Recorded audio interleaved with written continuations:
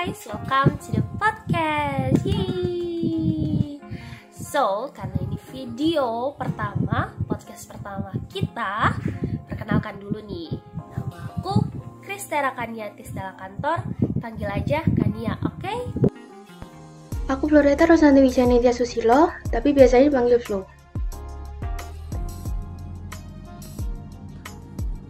Halo, nama aku Matthew Oliver, but you can call me Matthew, that also works. Nama aku Aprian Aditya Putra, dari Eksmipa 1, absen 4, just call me Rian. Kami dari kelompok 8 10 MIPA 1 SMA Regina Pacis tentunya. Yup, kali ini kami akan membawakan podcast dengan tema kepunahan dalam ekosistem hutan. Udahlah, kalian gak usah lama-lama, langsung ke podcastnya aja. Seperti kata Matthew tadi, kita akan membahas tentang kepunahan dalam ekosistem hutan. Nah, pertama-tama, kepunahan itu apa sih sebenarnya? Kepunahan itu dalam biologi berarti hilangnya keberadaan dari sebuah spesies atau sekelompok takson. Flora dan fauna yang ada di sekitar kita sangatlah banyak dan beragam, yang membawa banyak manfaat bagi manusia. Yang mana kita tidak bisa hidup tanpa flora dan fauna, karena kita memiliki ketergantungan satu sama lain antar makhluk hidup. Kepunahan pokok, makanan, penghiburan, pakaian, dan udara yang bersih, dan lain-lain kita bisa dapatkan dari flora dan fauna. Namun, apa jadinya kalau flora dan fauna terancam punah? Kalau flora dan fauna musnah, apakah manusia juga akan ikut musnah? Kalau bahas kepunahan gini jadi inget dinosaurus nih. Bener banget tuh, kan dinosaurus sudah punah. Tapi aku penasaran sih, kira-kira penyebab kepunahannya apa ya? The cause of the extinction of dinosaurs is believed to be one of many theories, namely the asteroid theory, which explains that the extinction of the dinosaurs was caused by an asteroid that hit 66 million years ago and caused damage that resulted in the sun's rays block the planet, causing the temperature on the Earth's surface to drop and destroy the dinosaurs. However, according to research on dinosaur fossils, paleontologists say the extinction of the dinosaurs occurred 10 years before the asteroid hit, allegedly due to its inability to adapt to environment, as well as ecological and physical factors in the end creative long period in the cage a cold climate. Oh, ternyata gitu ya cerita kepunahan dinosaurus. But kalau kepunahan dalam hutan lebih menantang juga tuh. Ada hewan buasnya dan belum punah. Tapi udah banyak banget yang terancam punah tuh Matthew. Yap, betul banget. Hampir semua jenis hewan di hutan terancam punah. Jenis hewan ataupun tumbuhan dipengaruhi beberapa faktor seperti jenis hewan berdasarkan adanya tulang belakang atau vertebrata dan hewan tak bertulang belakang (avertebrata). Jenis tumbuhan berdasarkan cara pembuahannya atau jenis hewan berdasarkan makanannya dibagi menjadi jenis karnivora, omnivora, ataupun herbivora. Jenis hewan K seperti harimau Sumatera yang terancam punah dengan jumlah 58 di tahun 2015, kemudian bertambah lagi di tahun 2016 dengan jumlah 71 ekor terancam punah. Jenis hewan O seperti orangutan yang terancam punah sebanyak 143 ekor di tahun 2015, kemudian menjadi 1153 ekor di tahun 2016. Jenis hewan H seperti oa yang terancam punah 21 ekor di 2015 dan menjadi 140 ekor di 2016. Seperti data yang kalian lihat, jumlah hewan K, O, dan H yang tertera terancam punah pada tahun 2015 mencapai 1557 ekor. Tapi jumlahnya hanya mencakup hewan yang termasuk ke dalam data. Masih banyak hewan yang belum didata dengan jumlahnya yang sangat banyak.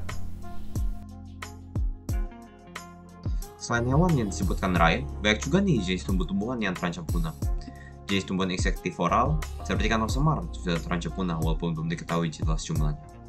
Jenis tumbuhan epifit. Tumbuhan epifit anggrek hitam yang terancam punah karena banyaknya kebakaran hutan. Dan tumbuhan ini dilindungi di Indonesia. Dan banyak lagi jenis ABC lainnya yang sangat banyak juga tumbuhan lain seperti Amorpha phallus gigas dan juga ada bunga Rafflesia arnoldi.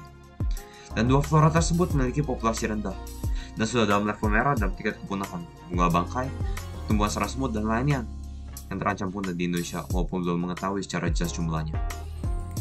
kepunahan hewan atau tumbuh-tumbuhan itu disebabkan oleh beberapa faktor nih, seperti hilangnya habitat, polusi, penggunaan pestisida yang berlebihan, dan faktor-faktor lain.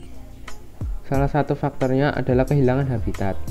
Pada ekosistem hutan, biasanya hilangnya habitat disebabkan oleh deforestasi atau pengawah hutanan, penghilangan hutan, penggundulan hutan, kebakaran hutan, dan lain-lain.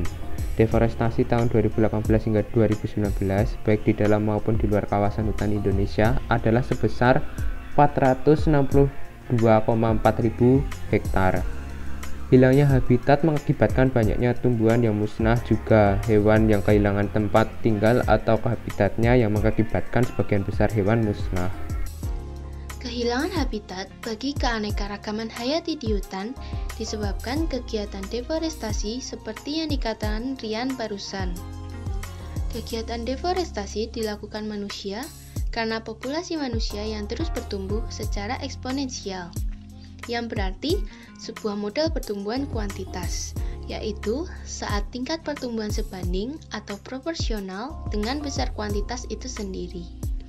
Dengan kata lain, jika kuantitas tersebut dianalisis dalam setiap interval waktu, misalnya hari atau jam, kuantitas pada saat tertentu merupakan hasil kali dari kuantitas sebelumnya. Pertumbuhan populasi manusia ini mengakibatkan perlunya lahan yang cukup untuk perumahan tempat tinggal manusia. Untuk mencegah populasi yang terus bertumbuh secara eksponensial, pemerintah mengeluarkan program keluarga berencana atau KB. Faktor lainnya yang juga mempengaruhi adalah polusi atau pencemaran lingkungan, seperti polusi udara yang mana berpengaruh besar karena berkaitan dengan respirasi makhluk hidup. Pemanasan global adalah salah satu akibat dari polusi udara yang disebabkan oleh efek rumah kaca yang muncul karena meningkatnya gas emisi seperti karbon dioksida atau CO2, metana atau CH4, uap air atau H2O, dan senyawa-senyawa lain. Senyawa ini merupakan gabungan dari beberapa unsur, seperti CO2 yang merupakan gabungan dari karbon dan oksigen, yang mana karbon dengan golongan 4A dan memiliki periode 2 yang didapat dari jumlah kulit paling besar. Serta ada banyak senyawa lain yang dapat diuraikan menjadi beberapa unsur. Senyawa penyusun efek rumah kaca tadi didapat dari aktivitas-aktivitas manusia seperti pembakaran hutan, asap kendaraan, dan lain-lain. Pemanasan global ini mengakibatkan perubahan iklim yang drastis, udara yang kotor, juga dapat menimbulkan banyak penyakit, yang mana semua ini dapat membunuh makhluk hidup.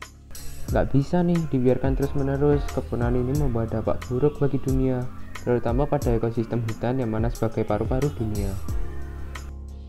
Betul, kira-kira ada gak ya cara untuk mencegah kepunahan ini? Terutama di ekosistem hutan tuh, itu gimana tuh? Ada kok solusinya untuk melakukan pencegahan, seperti melakukan kegiatan reboisasi pada hutan yang gundul, pelanggaran penebangan hutan secara liar oleh pemerintah, menggunakan alat transportasi ramah lingkungan untuk mencegah polusi, tidak menggunakan pestisida berlebihan, tidak menangkap ikan dengan bom atau racun, dan perlindungan ketat dari pemerintah untuk melindungi flora dan fauna langka. Wah, nggak kerasa nih, kita udah berbincang panjang banget tentang kepunahan dalam ekosistem hutan, dari dinosaurus sampai pencegahan kepunahan di masa sekarang. Berasa terbang dari masa lalu ke masa sekarang nih. Lah iya, bahkan tadi kita bahas populasi manusia lagi sampai ke program KB. Bener banget sih. Kalau dibahas keterkaitannya luas banget ya, bahkan gak akan habis. Ini topiknya panjang banget tuh. Keburu habis durasinya nih. Iya nih. Oke guys, see you in the next video.